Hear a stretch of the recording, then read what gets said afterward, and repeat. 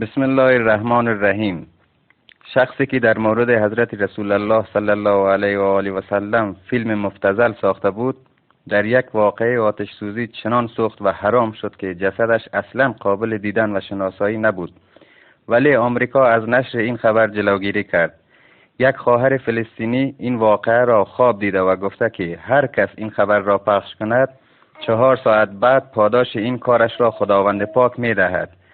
شخص دیگری به نام محمد حضرت رسول الله صلی الله علیه و آله و سلم را در خواب دیده که به او گفته به تمام مسلمانان بگو کسی که این خبر را نشر کند خداوند بعد از 4 روز به او پاداش فراوان داده و خوشی بسیار نصیبش می شود و هر کس که نسبت به این خبر بی تفاوت باشد و نادیده بگیرد دچار ناراحتی و غم می شود.